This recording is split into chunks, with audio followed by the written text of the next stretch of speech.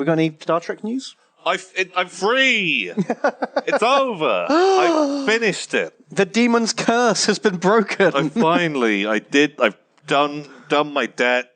I've fucking done it. Do you feel like Frodo at the end of the Lord of the Rings? Yeah.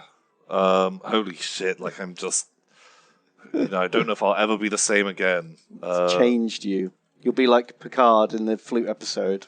Oh god. And then just be fine the next week. Yeah, pretty much. Yeah, I finished it. I watched it all. I've seen all of the Star Trek now. Wow. Apart from the films and the other spin-off series. Yeah, I've not seen those ones. Whereas this episode...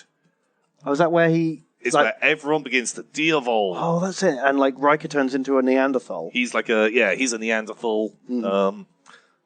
This was a great episode. I really enjoyed it. Okay. Tell me more. So it starts out with what's Data's cat called? Spot. Mm-hmm. Spot's gonna have babies. Okay. Then it's gonna be a good episode when it starts with Data's cat. Yeah, God. Man, I think there was 10 episodes that featured that cat quite heavily in this season. Yeah. Like they really were like, we need to get more mileage out of this cat. Yeah. We're going to make its own spin-off series. Yeah, that's what they were aiming for. Yeah. I think they just had one focus group that really liked the cat. And they're like, shit, put more of it in. Yeah. So his thing's going to get, going to have a baby, and so, whatever. So there's a really contrived reason why it's Picard and Data. They... a torpedo goes off track, and they're like, "Oh fuck, we need to get that torpedo back." Mm-hmm. And Data's like, "Oh, it's that's going to take a week. Mm-hmm. Look, I'll go and do it, and I'll come back and just rendezvous with you guys." It's a weird thing for the captain to do. No, Data's like, "I'll do this," and Picard's like, "No, I'd like to have a little space adventure." And they're like, "Surely you've got better fucking work to do than..." Yeah, is he just avoiding his hard work? I think he had I can't do that thing, sorry, yeah. I'm on the comet adventure. Yeah, they had to do crew appraisals or something. He's like, no, Riker, you cover it while I'm gone. You do that. Try not to fuck any of them, and we're gonna go. Yeah, don't turn on the Sherlock Holmes machine. Don't turn that one on again. So then they get back. Also, by this point, people are being a little bit weird. Mm-hmm. And it's a shame Data didn't de-evolve. I'd like to see him turn into one of those dunking. Oh, there's sipping things, or steam powered Data. Yeah. But yeah, they come back, and now the ship is about to shut down / explode. Oh shit! And there's no human life signs on board, and they're like, "What the fuck is going on?" Then they jump in there, and everyone is now de-evolved people. Do any of the alien crewmates turn into de-evolved aliens? Everyone does. So one of them just a blobfish going. Also, everyone is random because in everyone they somehow explain in your genes you still have spider genes. Oh, that's right. a thing. Crocodile genes, any kind of thing that could have been evolved. Wow. That's stored in your body somehow. Okay, any kind of creature that was available near the studio. So everyone's half that. So there is a Spider-Man. Oh wow. Which is kind of fucking awesome. Who's kind of terrifying. There's Deanna Troi turns into a fish woman. Just in a tub, just which Worf has de-evolved into some kind of Klingon fucking monster, and he's top fucking dog on the ship. Yeah, I bet. Because he's just covered in spikes and is pretty terrifying. But as they're going around, they go into just the onto the bridge, and just someone has been ripped up. There's just dead. Ooh, wow. Because some of the de-evolved people pretty angry, right. and killy, and pretty sure that some of the crew members ate other crew members. That's what it sounds like. Are they getting transferred after this? Or they're just going to go talk to I- Deanna Troi for a week. Well, I guess they just because no one remembers what they did during Oh. there, and so I guess they're just like, okay. I wonder if you any of know, them are just like, oh, I'm so full. Oh, I'm so full after that. Something's in my teeth. Oh, Blue God. material. Jeez. But everything's fine at that time. Whatever. But they're like stamping around. They go because they visit Deanna Troi. Their Worf is fucking mad because this is the start of the Deanna Troi Worf love arc. We've already had that for like a God, I'd totally forgotten that was a thing. episode or two since Worf having like the time thing. And they're like, oh fuck, he recognizes her as his mate, and he's coming to get us because we've been near her. He has to assert dominance. Wow, they smell like her. And so he like chases them through the ship and is like, Is he trying to hump them? smashing. No, I think he wants to kill them because Oh, right. I'm pretty sure weird spiky Worf definitely fucked Fishwoman Deanna Troi. Well, yeah, that would have been his first instinct. That's probably what they did. And also this whole time, Captain Picard is de-evolving into like a capuchin monkey. And so he's like, oh, I'm scared. Oh, I feel like I need to be higher up on the ship. And Data's just like, because Data doesn't de-evolve, sadly. Boo. And he's just like, just fucking be I'd loved it if he turned into like the 1950s Lost in Space robot. That'd be or something. great. Danger, danger, Captain Picard. That'd be really good. And so it turns out they go to Data's room because they need to use a computer. Oh yeah, because his computer is separate to the main computer because he is allowed his own computer, which is a copy of the main. I don't fucking know. Wow. So they have to go to his room, Okay. and it turns out Spot has turned into an iguana, Oh, I was hoping it was going to be like a saber-toothed tiger or something. but it still gave birth to kittens. Oh. And I'm pretty sure that iguana would probably eat those fucking kittens. If Yeah. it's been stuck there for like a week, Especially because they're going to be mowing and trying to like feed from the iguana. and it's just gonna crunch, crunch. But they work out. Wait a second. The body, the womb protected them from the de-evolving virus. Oh, wow. So we just have to womb everyone. And so they're like, oh shit, but Spot's evolved now. And Data works all this shit out. Yeah. Set phases to womb. But they're like, oh, there is a pregnant crew member. Ooh, I don't like the way this is going. But who is in the Medi Bay. But she's now like an ape woman, but is still pregnant, but is about to die because she's been passed out for the last week. Oh. But they get the thing, they make an aerosol, they spray it, and everyone just goes back to normal. Everything's fine. Mission Okay. solved. So what, do they like take her stem cells or something to make into the aerosol? It's something like that. Oh, wow. And I thought they smelled bad on the outside. Boom. But on that episode, if it hadn't have been for Spot being pregnant, Yeah. they would never have found the cure. And if this woman had have already died, Yeah. like so many other people had died on the ship, Jeez. couldn't have done the cure. I guess- If there wasn't a pregnant person, Yeah. couldn't have found the cure. That's just a real stroke of luck, isn't it? It was so lucky that Do you think if he hadn't found it and Worf was still trying to like murder hump him, Data would have just been like, well, I guess I just vent the crew into space and pilot this ship solo. Probably. They're all too dangerous. I need to bring this ship home. I don't even know if because they had to also rush because there were like problems all over the ship, and Oh yeah, I guess you can't run the ship with one person. It's going to explode. But hang on. So Data left his pregnant cat unattended. no, he gave the cat to Lieutenant Barclay.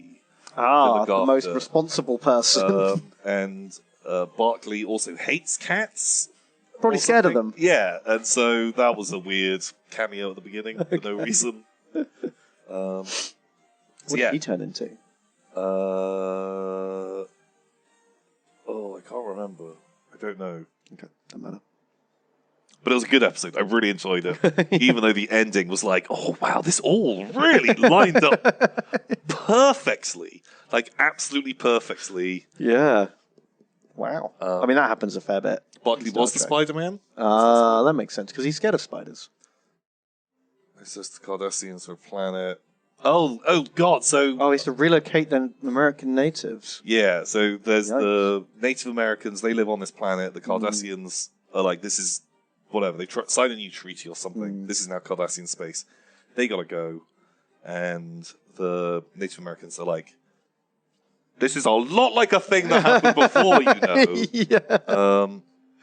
Oof. And while that's going on, Wesley Crusher's back, and he's now a little fucking prick again. Yeah. And he did not skip a beat, did he? Now he's... more smug somehow? More smug, and it just ends up with him. He goes off with the Wanderer or whatever. Yeah. He just jumps into that stranger's van, and now he's gonna be a fucking star child. Yeah, it's really not explained at all, is it? Like, and no one has a problem with this. Yeah, they're all happy he's going. Yeah, because they don't like him. But there was that episode, the Scottish fuck ghost.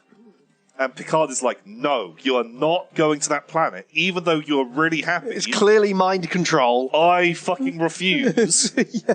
But when Wesley's like, yeah, there's this fucking space weirdo, and we're going to travel the universe together. And they're like... Yeah, he's quite a lot older than me. Yeah, and he's really fucking weird. Yeah. And everyone's just like, see ya. See ya, Wesley. Like, no one tries to stop him going. Even his mom is like, see ya, son. And then just... instantly leaves. But isn't he going to become some kind of weird, evolved, higher life form or something? I don't know. Something like that. The guy is one like, with the universe? I'll I can't show remember. you things. But first, the Native Americans are going to teach us something. Right. And so they leave them. Yeah, I feel like he just climbed into a stranger's van because there were puppies in there. And, like, just drove off with him. Yeah, pretty much. Also... They make the deal with the Native Americans, where they're like, look, if you stay, you're like leaving the Federation right now. Oh, right. We can't ever come here again. If I was living in Cardassian border territory, I wouldn't feel comfortable not being a Federation citizen anymore. Well, so you're just going to get conquered immediately. Yeah, and they're like, don't worry, it'll be fine. And they're like, okay. Good luck with the expansionist, militaristic, super fucking evil dudes. That now you're just under their jurisdiction. Yeah. You're part of their... You're going straight into forced labor camps. Yeah, 100%, because they have done that to loads of people. Yeah. And pretty sure they're going to turn up with thousands of guys with guns and instantly just enslave everyone. Yeah. Like, literally... That is how the Cardassians roll. Yeah. So... Oof. I feel like they are definitely going to have a bad end. It's a moral thing, and I know there's parallels with the previous times, but Cardassians ain't chill dudes. That's all I'm saying. No. Oof. Then Firstborn, so although was like, fuck, it's a fucking Alexander episode. Yeah, he's a real wiener. But the guy, this guy comes along. And he's like, oh, I'm sent by your Worf family. I've got, the fucking special ring, which only, a family member could have. Okay. Because someone's been sent to fucking assassinate you. And they've gone to this, Klingon outpost where they're doing Klingon festivals. Sure. Headbutting. And no, it was stick actually... and hoop. No, stick and hoop. It was a very dancey sword thing. Oh. Which... Sure, was fine. Yeah, it still feels weird a battle being called a sword. It's not a sword. Surely it's a different kind of weapon. Fine, it's a blade. No, but they call it a sword. That's what it is. I don't like it. I don't mind. I don't mind. But yeah, so also they're like, we got Alexander. He doesn't want to take the Klingon ritual to become a fucking warrior. And he has to do it before his 13th birthday, otherwise... Miss the boat. He's a fucking weenus. I don't know. Right. And this guy's like, we're worried that you're not training your son, raising him to be a Klingon. But he's not. He's never there. He's the most absent father you've ever seen. And Wolf's like, doing my best. I see him once every 3 years. He barely turns up. And so there's some stuff. They're trying to get the kid into it. The kid, he's fucking sucks. He's like, I don't want to do it. And they're like, fine, don't do it. And then it's like ending with the guy that like came to join them, being like, oh yeah, your son's fucking weak. He's gonna let the family down at some point. And Worf's like, don't say that. Whatever. They Just huffing his copium. they go their separate ways. And then like the guy, he's like going into Alexander's bedroom with a fucking gun. Oh, yikes. But then Worf comes in and saves him. But then it turns out that this guy is Alexander from the future. What? Who's time traveled back in time. To, like, serve himself a cup of Harden Up. Because he turned out to be like some kind of bitch diplomat. Right. Who tried to make peace in the Klingon Empire. Yeah. The Klingons didn't like that, and then they murdered Worf in the future. And it turned out because he had never learned to fight, he couldn't protect them. And then time traveled back in time. To murder himself? To then murder himself to save his dad. I don't know. It was a wild adventure, but I really enjoyed the twist. Wow, I did not see that coming. Me neither. Because I was like, why the fuck are they going to shoot this guy? Wait, that's him? Wow. Because he's like, Father, it's me. Look into your heart, you know it. And he's like, yeah, son, I do know it's you. I feel like... I like to think that if I met 20-year-older boy... And I knew I was in a world where I have time traveled myself many times. Yeah, literally like 2 weeks ago you time traveled. Yeah. I feel like I might just go, God, you're very familiar. You look a lot like, hang on a minute. At the very beginning, he does say to the guy, like, you look familiar. Oh, okay. But, especially when they're stood right next to each other, you'd be like, hang on. You guys look a lot alike. Yeah, we've had 14 time travel adventures in the last 6 months. I think there's something. Yeah, we can believe this. But yeah, you know what? Didn't hate that episode. I've really warmed up to the Klingons. I think the Klingons, I like their storylines. Fair enough. They're very all over the place with their honor. Oh yeah, their honor rules are like convoluted. Super hard. What counts as honourable and what doesn't count as honourable is... You know what's an alien culture? Who are we to judge? That's just how they roll. Yeah, we'll never understand it as we're human. Yeah. So yeah, well they were cool. What's this? Bloodlines. Oh, this was kind of fun. The fucking Damon Bok, the guy who did the mind control on Picard. Okay. With a mind control device. He turns up and he's like, "You killed my son a long time ago. I'm super mad. And you know what? I'm going to kill your son." And Picard's like, "What?" Didn't know I had one. Somehow they track down this guy on this planet, and they fly over and they meet him, and then they like fucking teleport him on board, and it turns out it is Picard's son. What? And he was a bit of a dirty dog back in the day. Yeah, so it was like some woman he knew for like 2 weeks. He fucked her and then like flew off to space. Space calls me. Gotta go back to space. There's more space. Yeah. So they What a guy. find a guy, and it's his son. But then the guy is a bit of a fucking dick, and Damon Bok has every time he turns up, the tech that he's using. Before he had this like mind control thing where he could fuck with Picard. Yeah. He's just like invented a technology which lets him freely teleport across like star systems through their shields just onto the ship. Just totally chill. He does that. I feel like people should be using that tech. Yeah. A lot. Well, don't worry. J.J. Abrams made one of those as well in the new Star Trek reboot. So everyone's got it now. Yeah, they just don't use it for some reason. Don't worry about it. But yeah, they did that for a bit. And it's like, he's constantly turning up and like taunting Picard. And then eventually like they teleport the guy away.